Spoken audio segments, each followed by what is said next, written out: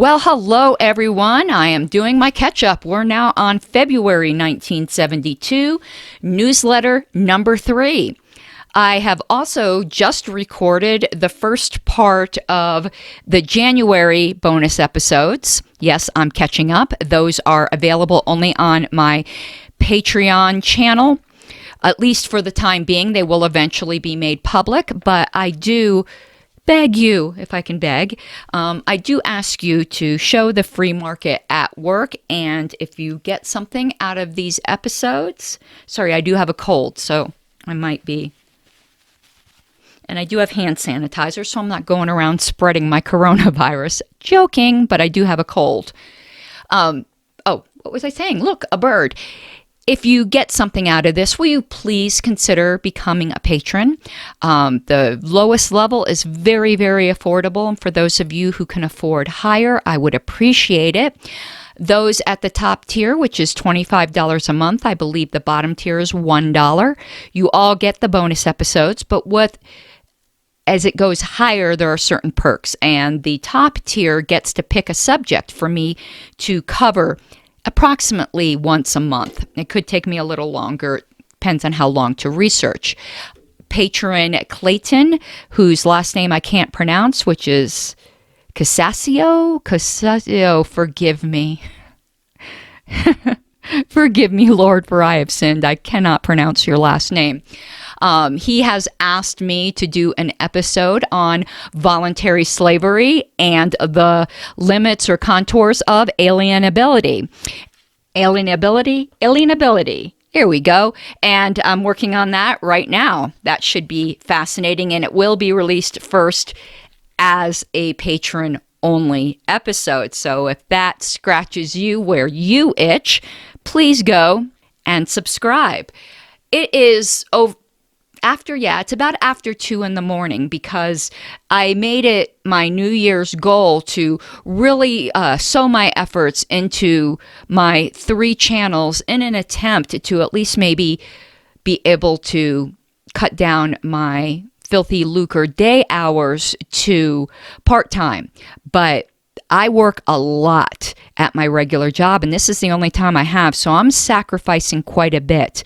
The royal we, will not be able to do this indefinitely. There are only so many months you could go with so little sleep, and I do have my regular LP volunteer work to do, which is about 40 hours a week on its own, in addition to the time I spend at my regular job, which is at least 40, usually up to 60 hours a week.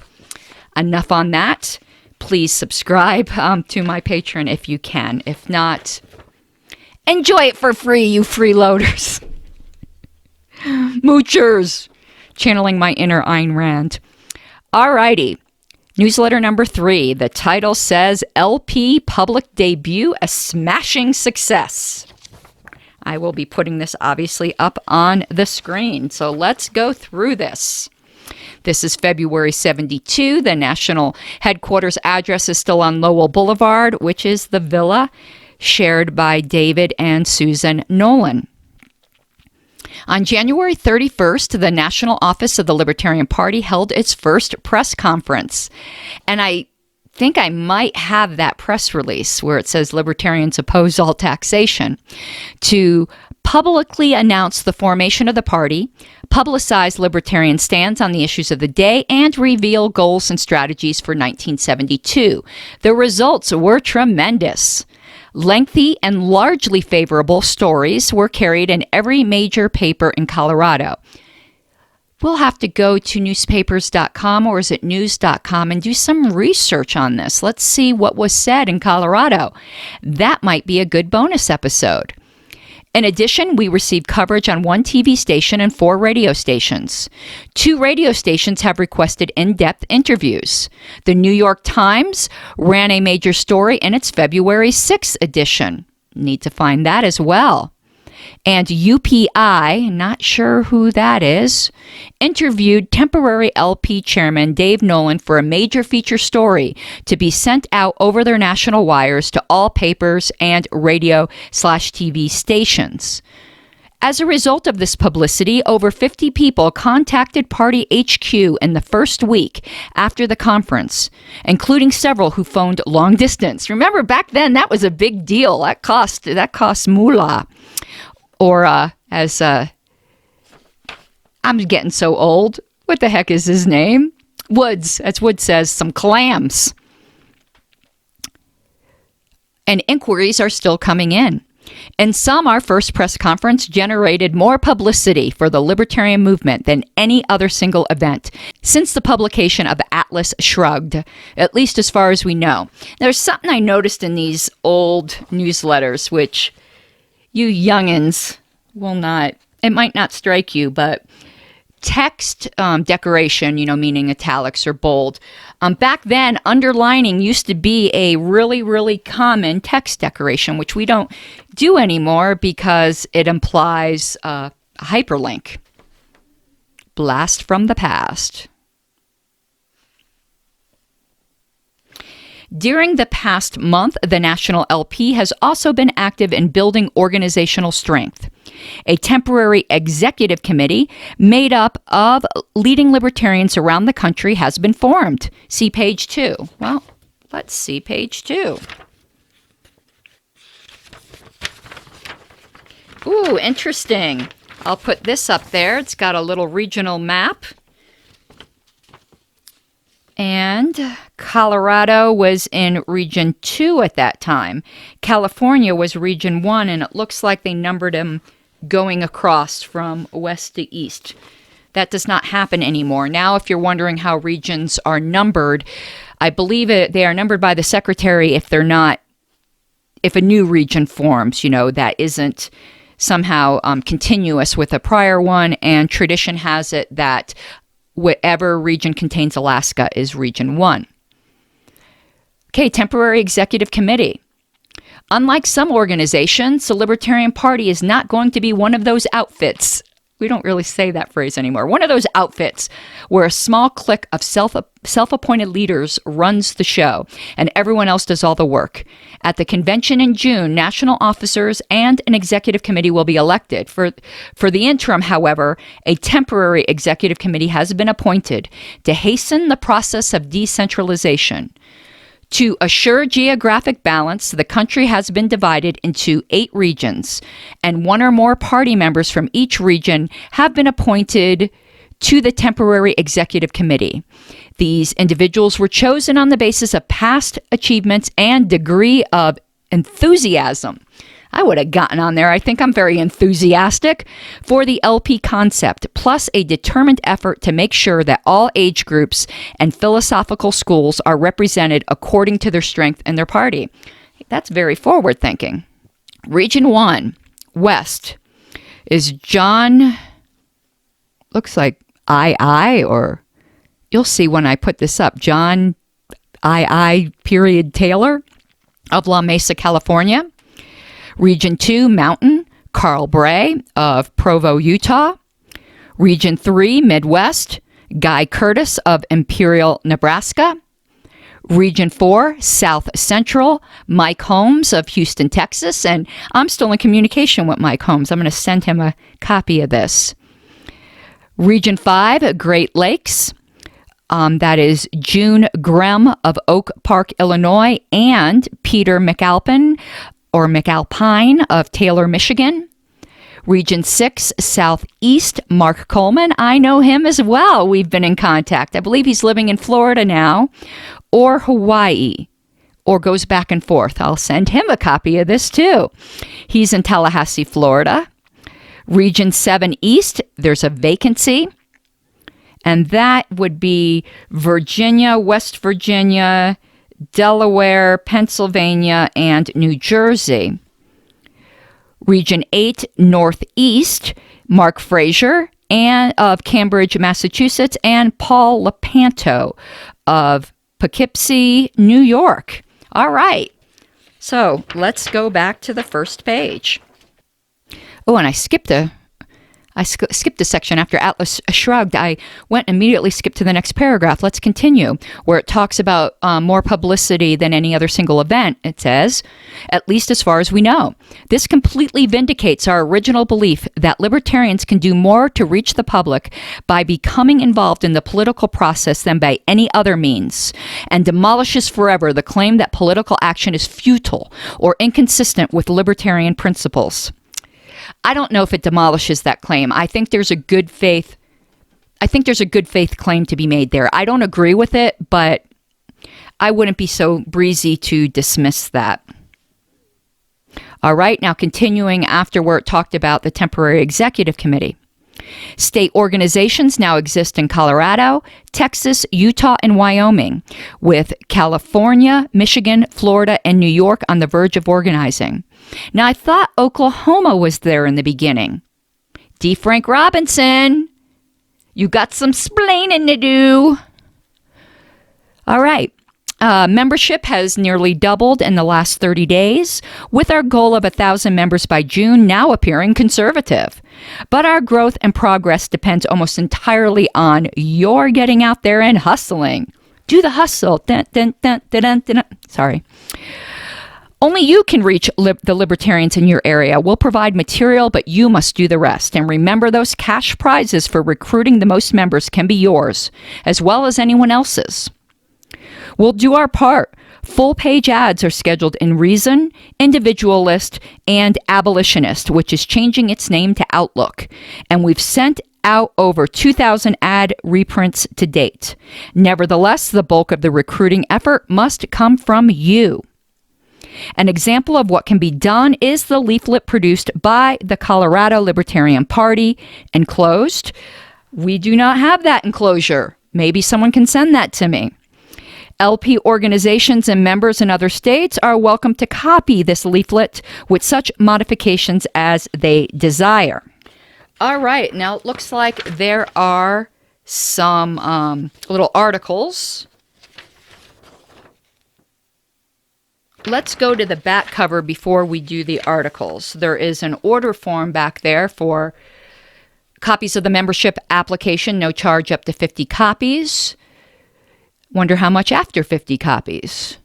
Copies of the ad preprint, 2 cents each, minimum order 50 copies. Copies of the platform, 4 for $1, 10 for $2, 25 for $4, 50 for $7, and 100 for $12. We discussed a little bit of why that was in the bonus episode. Copies of the January newsletter, 10 for $1. Copies of the February newsletter, 10 for $1. That would be this one. Copies of news release tips. That was from the February issue. So I guess that doesn't come with the February newsletter. That's kind of cheap. All right. And it says, I also wish to pre-order One of my cameras is telling me bye. Okay. I also wish to pre-order blank copies of the article, The Case for a Libertarian Party at 10 for $1. We went over this in a prior episode. I will put a link down below. No payment for this item is enclosed. I understand that I will be billed when my order is shipped. Please make your check payable to the Libertarian Party. All right. A couple news items. Texas Libertarians interview LP chairman on radio. Texas LP leaders Keith Jones and Mike Holmes interviewed temporary LP chairman Dave Nolan via telephone on the January 20th broadcast of their weekly radio program in Houston. I'm going to get with Mike to see if he has a copy of this. For 15 minutes, the three discussed the party's temporary platform, the underlying philosophy, and the party's plans for action in 1972. If there's a radio station in your area that would be interested in doing the same thing, contact them and LP headquarters to arrange a similar interview. It's a good way of reaching potential members in your area. Then, convention news. That's a sore subject with me right now. Need something stronger than Mountain Dew for that. The dates of our first national convention have been finalized. It will be held in Denver, June 8th through the 11th, Dale Nelson has accepted the post of Convention Arrangements Chairman and may be reached at headquarters. For any questions concerning the convention, headquarters is David Nolan's villa. Definite plans as to activities, exact location, and accommodations will be announced as they are formalized in future newsletters. Okay.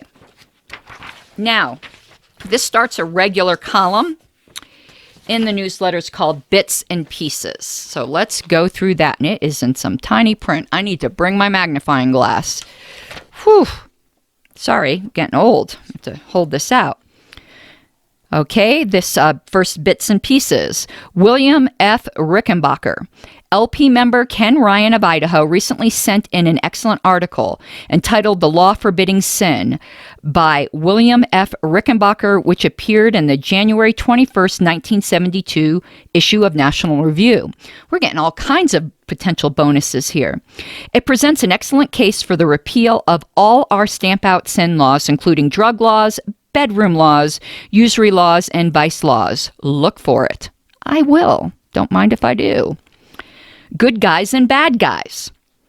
After many years of using the ACA rating system and the ADA rating system to determine the standings of our senators and congressmen, it began to appear that something was wrong. According to these systems, things weren't as bad as we all know they are. Well, a new rating system published by Review of the News, Belmont, Massachusetts, 02178, seems to have things much more in perspective. The issues used to rate the senators and congressmen are primarily economic ones, and according to Review of the News, to earn a 100 rating, he must have taken a position in favor of individual liberty every time. Since Barry Goldwater, the highest scoring senator, received only a 75, and there were only 10 representatives scoring 80 or above, the ratings seem much more realistic to libertarians. Copies of the ratings may be ordered from Review of the News at 7 for $1 for up to 100 copies. The Case for a Libertarian Party. An article of the above title has finally appeared in the July-August issue of The Individualist. I believe I have that magazine. It was written by LP Chairman David F. Nolan and outlines the reasons for the LP, which we went over that. I will just put a link below. I'm not going to go down that rabbit trail. The issue can be obtained from The Individualist, and it gives their address in Maryland. If enough of you feel that this article would be a good recruiting tool, we will publish reprints of it. We will have to have the orders before printing. However, please use the form on the back, which we went over, to place your order. If enough are received, we will reprint the article and send your order with a bill. The price will be 10 cents a copy, but please don't send money. We will bill you if we undertake the project. Platform Plank has much support.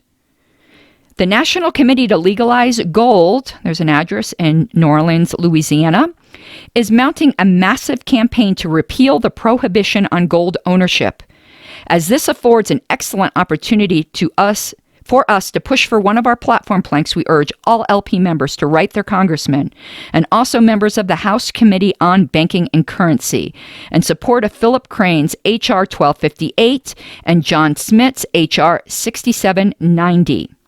Future information can be obtained from the National Committee to Legalize Gold. Since our press conference on January 31st, many papers have been carrying articles on the party. However, since Associated Press and United Press International, that's UPI, stories can appear anywhere, we need you to notify us of stories in your local press. Also, since many of you are becoming quite active, we need press coverage of your local activities as well. For each clipping sent to headquarters, we will pay either $1 cash or $2 in party materials. Please specify which payment you wish when submitting the clippings. Also, if possible, they should be marked with the name of the paper and the date. Campaign Technique Manual. An excellent reference book on all phases of electioneering is available from the National Association of Manufacturers at $3 per copy. We've been using the book here at National and feel that it would be of great help to many of our members. A description with order form is enclosed. I do not have that order form. Subscribers. Those of you who have recently subscribed to the LP newsletter, remember that your subscription price may be applied to membership. Ooh, interesting. So join us soon. Many thanks to all, it says to all or you, it should be to all of you, for your excellent comments on the temporary platform. To date, we have received only excellent and good ratings on the platform in general. However, we did receive many specific suggestions which will be turned over to the platform committee at this convention. We are taking this way to thank all of you who commented, as individual responses are not possible. Fortunately, we are very busy at National Headquarters, which is Dave Nolan's villa. We have already distributed 1,000 copies of the platform, but please keep your orders coming. We must get the platform out to as many people as possible prior to Election Day. We don't send out copies of our platform anymore. We should. That is a good outreach. I'm going to think about that. Correction. In our listing of ballot requirements last month, we showed the date 10/31/72 for the state of Missouri. The correct dates are 8/14/72 through 8/31/72. By the way, we still need data for the District of Columbia, Alabama, Alaska, Delaware. Or imagine being able to be magically whisked away to Delaware. Hi. I'm in Delaware. Idaho, Iowa, Mississippi, Nebraska, and Tennessee. Latest Libertarian ripoff. There's a group out in California, we hear, that's trying to get Libertarians to join a League of Non-Voters. For $7.50, we understand you can become an active non-voter, whatever that is. We have no quarrel with these libertarians who choose to abstain from voting unless they try to claim that copping out is the only moral thing to do. We do think, however, that there are better ways to spend $7.50 than paying not to vote, like, for instance, on a couple of cases of beer. Or a subscription to Reason for your local library.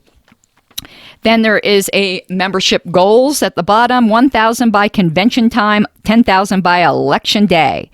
The Libertarian Party newsletter is published on the 15th of each month by the National Office of the Libertarian Party. Items of interest to political activists in the Libertarian movement are welcome. Editor David F. Nolan. Now, there's a little column here called Political Perspective. It's a satire piece by Tricky Dick and Honest John. We will cover these as a standalone episode, as this is long enough.